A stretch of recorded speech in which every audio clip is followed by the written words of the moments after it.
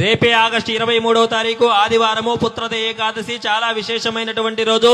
సంతానం కోసం ఎదురు చేసేటువంటి ప్రతి ఒక్క దంపతులు కూడా ఈ వీడియోను సేవ్ చేసుకోండి. 10 మందికి తప్పకుండా షేర్ చేయండి.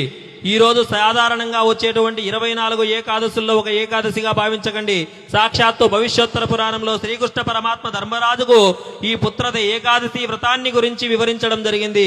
అందులో ఎవరైతే శ్రీ మహావిష్ణువుని ఈ రోజు భక్తి శ్రద్ధలతో ఆరాధిస్తారో పూజిస్తారో వారికి తప్పకుండా ఈ వ్రతాన్ని ఆచరించినటువంటి వారికి సంతానం లభిస్తుందని చెప్పి శ్రీకృష్ణ పరమాత్మ తెలియజేయడం జరిగింది.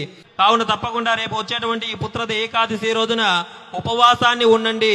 అంతేకాదు శ్రీ మహావిష్ణువుకు అభిషేకము తులసీ దళాలతో పసుపు రంగు పూలతో విశేషంగా అర్చనలు జరిపించుకోండి.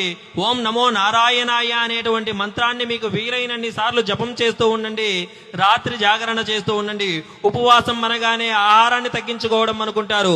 ఉపవాసం అంటే ఆహారాన్ని తగ్గించుకోవడంతో పాటు మనస్సును స్వామివారికి దగ్గరగా నిలపడము, చెడు ఆలోచనలకు దూరంగా ఉంచడము, కోపాన్ని తగ్గించుకోవడము, ఇవన్నీ కూడా ఉంటాయి. ఒకవేళ ఈ వ్రతాన్ని ఆచరించలేనటువంటి వారు ఈ పుత్రద ఏకాదశి వ్రత మహిమను ఉన్నా కూడా వారికి ఈ ఏకాదశి వ్రతాన్ని ఆచరించినటువంటి పుణ్య ఫలితం లభిస్తుందని చెప్పి స్వామివారు తెలియజేయడం జరిగింది. కావున తప్పకుండా ఈ వ్రతాన్ని ఆచరించలేనటువంటి వారు ఈ వ్రత మహిమను విన్నా కూడా చాలా మంచిది.